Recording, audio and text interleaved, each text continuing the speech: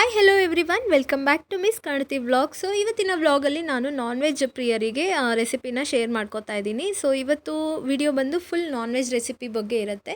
So ದಯವಿಟ್ಟು ಯಾರಾದರೂ vegetarians ಇದ್ದರೆ ಈ ವಿಡಿಯೋನ ಸ್ಕಿಪ್ ಮಾಡಿ. ನನ್ನ ಚಾನಲ್ನ ಯಾರು ಇನ್ನೂ ಸಬ್ಸ್ಕ್ರೈಬ್ ಮಾಡದೆ ನೋಡ್ತಾ ಇದ್ದೀರಾ ದಯವಿಟ್ಟು ಸಬ್ಸ್ಕ್ರೈಬ್ ಮಾಡ್ಕೊಳ್ಳಿ, ಓಕೆನಾ.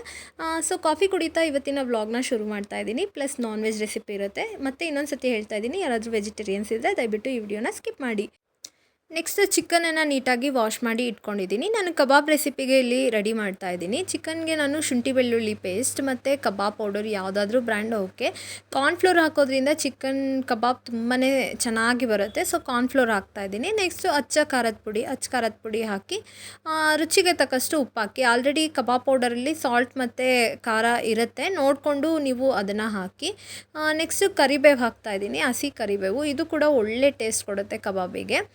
ಸ್ವಲ್ಪ ನಿಂಬೆಹಣ್ಣು ಒಂದು ಹಾಫ್ ಅಥವಾ ಒಂದು ಯೂಸ್ ಮಾಡ್ಬೋದು. ಹುಳಿ ಇಷ್ಟ ಆಗೋರು ಒಂದು ಹಾಕಿದ್ರೆ ತುಂಬಾ ಚೆನ್ನಾಗಿರುತ್ತೆ ಟೇಸ್ಟು. ಒಂದು ಹಸಿಮೆಣ್ಸಿನ್ಕಾಯಿ, ಆಮೇಲೆ ಒಂದು ಮೊಟ್ಟೆ, ಇಷ್ಟು ಹಾಕಿಬಿಟ್ಟು ನೀಟಾಗಿ ಮಿಕ್ಸ್ ಮಾಡಿ ಸ್ವಲ್ಪ ಹೊತ್ತು ಫ್ರಿಜ್ಜಲ್ಲಿ ಮ್ಯಾರಿನೇಟ್ ಆಗೋದಕ್ಕೆ ಇಡೋಣ. ನೆಕ್ಸ್ಟು ಏನು ಮಾಡ್ತಾಯಿದ್ದೀನಿ ಅಂದರೆ ಉಳಿದಿರೋಂಥ ಶುಂಠಿ ಬೆಳ್ಳುಳ್ಳಿ ಪೇಸ್ಟ್ನ ಎತ್ತಿಟ್ಬಿಟ್ಟು ಅದಕ್ಕೆ ನಾನು ಪುದೀನ ಸೊಪ್ಪು, ಸ್ವಲ್ಪ ಈರುಳ್ಳಿ, ಟೊಮೆಟೊ ಮತ್ತು ಕೊತ್ತಂಬರಿ ಸೊಪ್ಪು ಇಷ್ಟು ಹಾಕಿ ಗ್ರೈಂಡ್ ಮಾಡಿಕೊಂಡು ನೆಕ್ಸ್ಟು ಒಂದು ಕುಕ್ಕರ್ ತೊಗೊಂಡು ಅದಕ್ಕೆ ಆಯಿಲ್ ಹಾಕಿ ಪಲಾವ್ಗೆ ಏನು ಸ್ಪೈಸಸ್ ಹಾಕ್ತೀವಿ ಎಲ್ಲ ಸ್ಪೈಸಸ್ನ ಹಾಕಿ ಈರುಳ್ಳಿ ಹಾಕಿದ್ದೀನಿ ಮತ್ತು ಹಸಿಮೆಣ್ಸಿನ್ಕಾಯಿ ಹಾಕಿದ್ದೀನಿ, ಚಿಕನ್ ಹಾಕಿದ್ದೀನಿ. ಇಷ್ಟು ಹಾಕಿಬಿಟ್ಟು ನಾನು ರುಬ್ಕೊಂಡಿರೋವಂಥ ಪೇಸ್ಟ್ ಹಾಕಿಬಿಟ್ಟು ಟೊಮೆಟೊ ಹಾಕಿ ನೀಟಾಗಿ ಚಿಕನ್ ಫುಲ್ಲು ಡ್ರೈ ಆಗೋವರೆಗೂ ಎಣ್ಣೆನಲ್ಲೇ ಚೆನ್ನಾಗಿ ಬೇಯಿಸಿ. ನೆಕ್ಸ್ಟು ನಾನು 2 ಗ್ಲಾಸ್ ಅಕ್ಕಿಗೆ 4 ಗ್ಲಾಸು ಹಾಟ್ ವಾಟರ್ನ ಹಾಕ್ತಾಯಿದ್ದೀನಿ. ಹಾಟ್ ವಾಟರ್ ಫುಲ್ ಕುದಿ ಬರಬೇಕು. ಫುಲ್ ಕುದ್ದ ಮೇಲೆ ಅದಕ್ಕೆ ನೀವು ಪೌಡರ್ಸ್ನ ಆ್ಯಡ್ ಮಾಡಬೇಕಾಗತ್ತೆ. ಮತ್ತು ಚಿಕನ್ ಬಿರಿಯಾನಿಗೆ ಏನು ಮಿಶ್ರಣ ರುಬ್ಕೊಂಡಿದ್ದೀನಿ ಅದೇ ಫ್ರೈಗೂ ಕೂಡ ಆಗುತ್ತೆ. ಅದನ್ನು ನಾನು ಮುಂದೆ ತೋರಿಸ್ತೀನಿ ನಿಮಗೆ. ಇಲ್ಲಿ ನಾನು ಗರಂ ಮಸಾಲ ಮತ್ತು ಬಿರಿಯಾನಿ ಪೌಡರ್ ಹಾಕಿದ್ದೀನಿ. ನೆಕ್ಸ್ಟು ಅದು ಚೆನ್ನಾಗಿ ಕುದ್ದು ಬಂದಮೇಲೆ ಇದಕ್ಕೆ ಅಕ್ಕಿ ಹಾಕ್ತಾಯಿದ್ದೀನಿ. ತೊಳೆದಿಟ್ಕೊಂಡಿದ್ದೆ 2 ಗ್ಲಾಸ್ ಅಕ್ಕಿ. ಸೊ ಅಕ್ಕಿ ಹಾಕಿಬಿಟ್ಟು ನೀಟಾಗಿ ಮಿಕ್ಸ್ ಮಾಡಿ. ಇದಕ್ಕೆ ಕೂಡ ಅಷ್ಟೇ ನಿಂಬೆಹಣ್ಣು ಜಾಸ್ತಿ ಹಾಕಿದ್ರೆ ತುಂಬಾ ಚೆನ್ನಾಗಿರುತ್ತೆ ಟೇಸ್ಟು. ಹುಳಿ ಯಾರು ಇಷ್ಟಪಡ್ತೀರೋ ಅವ್ರು ನಿಂಬೆಹಣ್ಣನ್ನು ಜಾಸ್ತಿ ಹಾಕೋಬೋದು.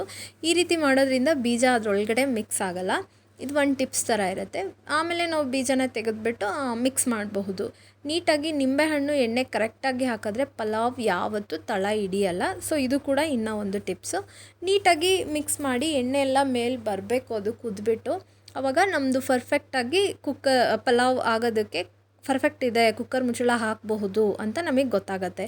ನೆಕ್ಸ್ಟು ರುಚಿಗೆ ತಕ್ಕಷ್ಟು ಉಪ್ಪು ಹಾಕಿದ್ದೀನಿ. ಆಲ್ರೆಡಿ ಚಿಕನ್ಗೂ ಸ್ವಲ್ಪ ಹಾಕಿದ್ದೆ ಉಪ್ಪು. ಸೊ ನೋಡಿಕೊಂಡು ಉಪ್ಪು ಹಾಕ್ಬಿಟ್ಟು ಕೊತ್ತಂಬರಿ ಪುದೀನ ಇನ್ನೂ ಸ್ವಲ್ಪ ಗಾರ್ನಿಷಿಗೆ ಮತ್ತು ಕುದಿಬೇಕಾದ್ರೆ ಹಾಕ್ಕೊಂಡ್ರೆ ಇನ್ನೂ ಚೆನ್ನಾಗಿರುತ್ತೆ, ನೋಡೋದಕ್ಕೂ ಚೆನ್ನಾಗಿರುತ್ತೆ, ಟೇಸ್ಟ್ ಕೂಡ ಚೆನ್ನಾಗಿರುತ್ತೆ. ಮತ್ತು 2-3 ಸತಿ ನೀಟಾಗಿ ಮಿಕ್ಸ್ ಮಾಡಿಬಿಟ್ಟು 1-2 ವಿಷಲ್ ಹೊಡ್ಸಿದ್ರೆ ನಮ್ಮ ಬಿರಿಯಾನಿ ರೆಡಿ ಆಗುತ್ತೆ. ನೆಕ್ಸ್ಟ್ ರೆಸಿಪಿ ಬಂದು ಚಿಕನ್ ಫ್ರೈ. ಸೊ ಇದಕ್ಕೆ ನಾನು ಒಂದು ಬಾಣಲಿ ತೊಗೊಂಡು ಸ್ವಲ್ಪ ಎಣ್ಣೆ ಹಾಕಿ ಈರುಳ್ಳಿ ಮತ್ತು ಹಸಿಮೆಣ್ಸಿನ್ಕಾಯಿ ಹಾಕಿದ್ದೀನಿ.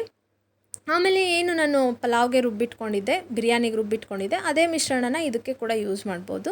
ಆದರೆ ಇದರಲ್ಲಿ ಹಸಿ ವಾಸನೆ ಹೋಗೋವರೆಗೂ ಮಸಾಲಾನ ಫ್ರೈ ಮಾಡಿ ಆಮೇಲೆ ಏನು ತೊಳೆದಿಟ್ಕೊಂಡಿರ್ತೀನಿ ಆ ಚಿಕನನ್ನು ಇದಕ್ಕೆ ಹಾಕಿಬಿಟ್ಟು ಸೇಮ್ ನಾವು ಬಿರಿಯಾನಿನಲ್ಲಿ ಹೇಗೆ ಚಿಕನನ್ನು ಬೇಯಿಸಿದ್ವಿ ಅದೇ ರೀತಿ ಎಣ್ಣೆಯಲ್ಲಿ ಫುಲ್ ಚಿಕನನ್ನು ಬೇಯಿಸಬೇಕು. ಸೊ ಫುಲ್ ಚಿಕನ್ ಎಲ್ಲ ಬೆಂದಾದಮೇಲೆ ಇದಕ್ಕೆ ಇನ್ನು ಸ್ವಲ್ಪ ಎಲ್ಲ ಆ್ಯಡ್ ಮಾಡಬೇಕು. ಉಪ್ಪು, ಖಾರದ ಪುಡಿ, ಧನಿಯಾ ಪೌಡರ್ ಸ್ವಲ್ಪ ಮತ್ತು ಗರಂ ಮಸಾಲ, ಚಿಕನ್ ಮಸಾಲ ಇಷ್ಟು ಹಾಕಬೇಕು. ಇಲ್ಲಿ ಟೊಮೆಟೊ ಕೂಡ ಆ್ಯಡ್ ಮಾಡಿದ್ದೀನಿ. ಆದರೆ ಇದರಲ್ಲಿ ಏನಾಯಿತು ಅಂತ ಹೇಳಿದ್ರೆ ನಾನು ಸ್ವಲ್ಪ ಕೆಲಸ ಇದ್ದಿದ್ದರಿಂದ ಹಿಂಗೆ ಬರೋ ಅಷ್ಟರಲ್ಲಿ ನಮ್ಮಮ್ಮ ಏನು ಮಾಡಿದ್ದಾರೆ ಎಲ್ಲ ಮಸಾಲನೂ ಆ್ಯಡ್ ಮಾಡಿಬಿಟ್ಟಿದ್ದಾರೆ. ನಾನು ಸುಮ್ಮನೆ ಜಸ್ಟ್ ಮಿಕ್ಸ್ ಮಾಡಿ ಇಟ್ಬಿಟ್ಟು ಹೋಗಿದ್ದೆ. ಬರೋ ಅಷ್ಟರಲ್ಲಿ ನೋಡಿ ನಮ್ಮಮ್ಮ ಎಲ್ಲ ರೆಡಿ ಮಾಡಿಬಿಟ್ಟು ಬಿಸಾಕ್ಬಿಟ್ಟಿದ್ದಾರೆ. ಸೊ ಇದಕ್ಕೆ ಇಷ್ಟು ಪೌಡರ್ನ ಆ್ಯಡ್ ಮಾಡಿಬಿಟ್ಟು ನೀಟಾಗಿ ಚಿಕನ್ನು ಕುಕ್ ಆಗೋವರೆಗೂ ಬಾಣಲಿ ಕೈ ಆಡಿಸ್ತಾನೆ ಇರಬೇಕು, ಇಲ್ಲಾಂದರೆ ತಳ ಇಟ್ಬಿಡುತ್ತೆ.